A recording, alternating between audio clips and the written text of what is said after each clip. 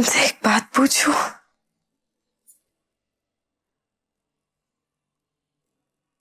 पूछो। क्यों किया तुमने ऐसा?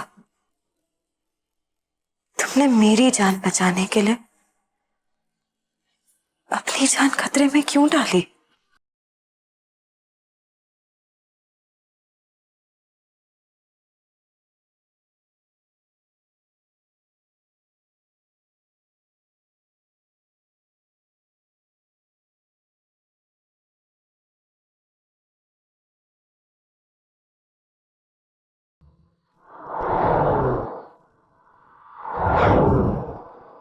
पहुंच गए हम।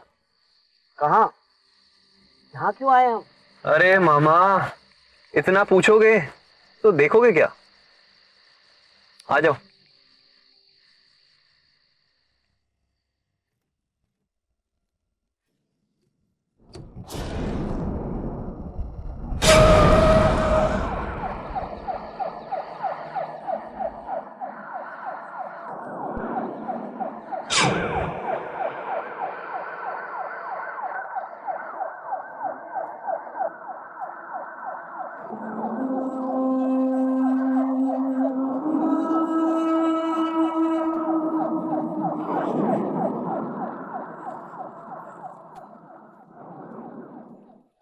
एक छोटी सी उलझन है मेरी, क्या आप सुलझा सकते हैं? जहां तक मेरी जानकारी है, जायसवाल मेंशन उस तरफ है, मतलब यहां से बहुत दूर। फिर आप दोनों यहां इतनी रात गए शहर के दूसरे कोने में, क्या कर रहे हैं? कोई बहुत जरूरी काम होगा। सोचिए सोचिए ना, अपने दिमाग के घोड़े को दौड़ाइए।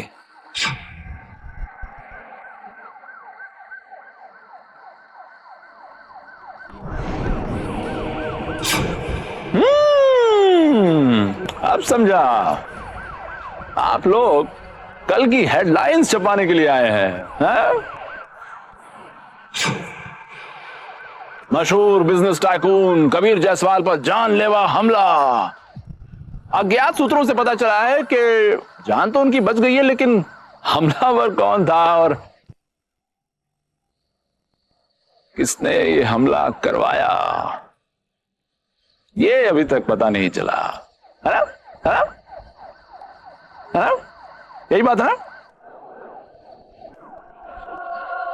हमला किसने किया, हमला किसने करवाया, ये सब कुछ पता लगाना आपका काम है। लेकिन वो क्या है कि मुझे आप इतने काबिल नहीं लगते कि आप इन सारी बातों का पता लगा। यू नो, हमारी काबिलियत क्या है ये हम आपको बाद में बताएंगे रणवीर जी।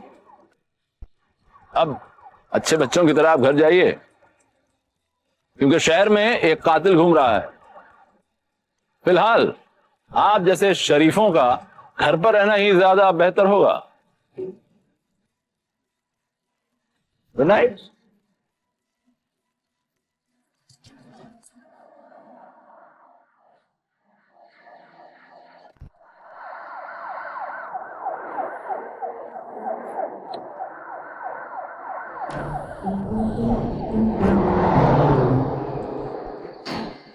एक्चुअल में ये ऑफिसर अपने आप को बहुत स्मार्ट समझता है, बहुत चालाक, लेकिन जहां ये सूंघ भी नहीं पाया कि गोली किसने चलाई, वहीं इसे पता ही नहीं कि कबीर पे गोली चलाने वाला उसके सामने ही खड़ा था।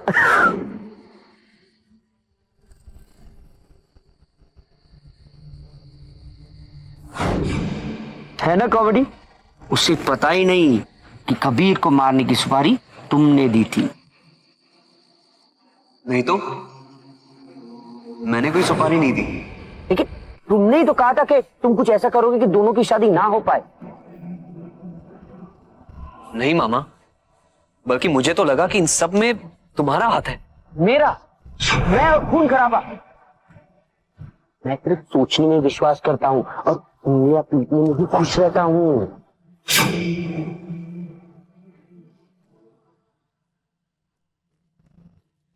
मैंने नहीं, तुमने नहीं, तो फिर कबीर पर गोली चलवाई किसने? इतना मुश्किल भी नहीं है समझना। अगर मैं बीच में नहीं आता तो वो गोली तुम्हें लगती। अगर गोली मुझे लग भी जाती तो इससे तुम्हें क्या फर्क पड़ता? क्या फर्क पड़ता कबीर?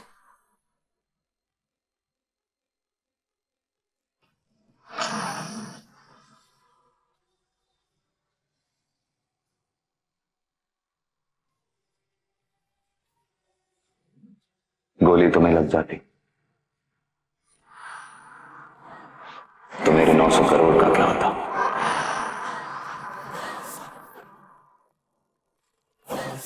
क्योंकि तुम वो इन्वेस्टमेंट हो जिसे मुझे बचाकर ही रखना पड़ेगा, हर कीमत पर। क्योंकि मरी हुई नेहा मेरे किसी भी कागज पर दस्तखत नहीं कर पाएगी।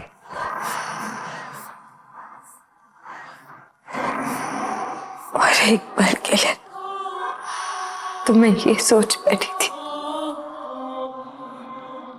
कि शायद तुम इतने बुरे नहीं हो।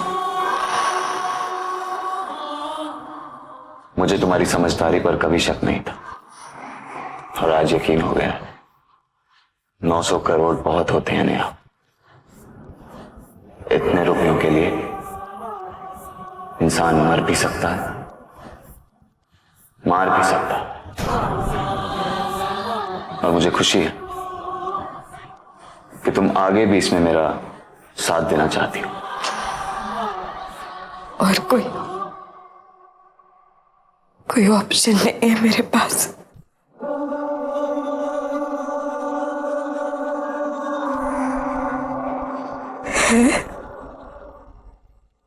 नहीं, कोई भी नहीं।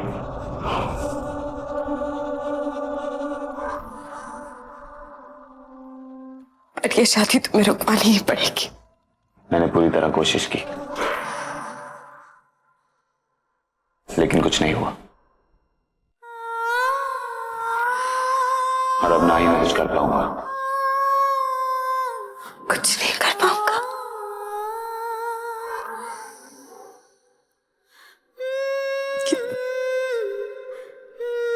इस मंगलसूत्र की अहमियत भी जानते हो तुम?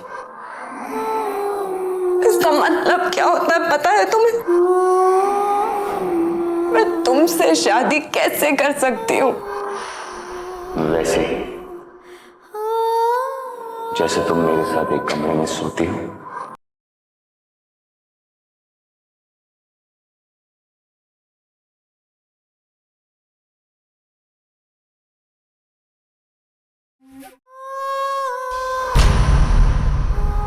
अफसोस हो रहा मुझे तुम जैसे आदमी के लिए एक काली माँ के मंदिर में प्रार्थना करने गई। ज्यादा ड्रामा करने की जरूरत नहीं है। तुम अच्छी तरह से जानती हो कि मेरा क्या मतलब है। और प्लीज अपने दिमाग से गलतफहमी निकाल दो कि मुझे तुम में और ऋषि में कोई भी दिलचस्पी है। तुमसे ज्यादा मैं परेशान हूं कि कब तुम यहां से जाओगे।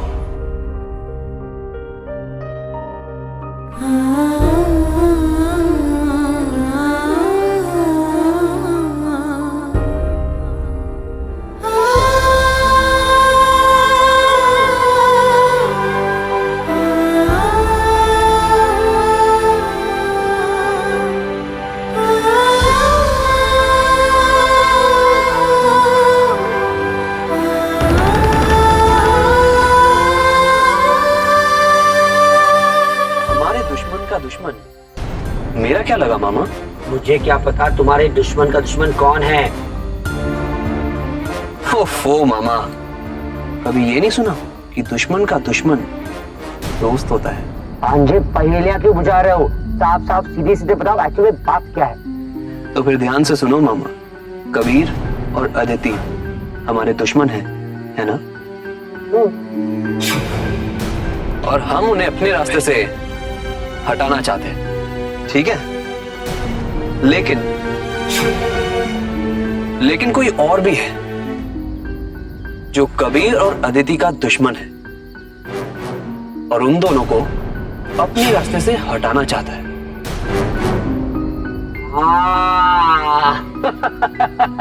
इसका मतलब कि उस दुश्मन और हम दोनों दुश्मनों का मकसद एक है और हम सब दोस्त हुए। थैंक गॉड मामा, फाइनली तुम इस बात को समझ गए। लेकिन भांजे, हमारा वो दोस्त फेल हो गया। दीदी तो उन दोनों की शादी करवा के रहेंगी और उस शुभ घड़ी में केवल 18 घंटे बाकी हैं। और क्या हुआ?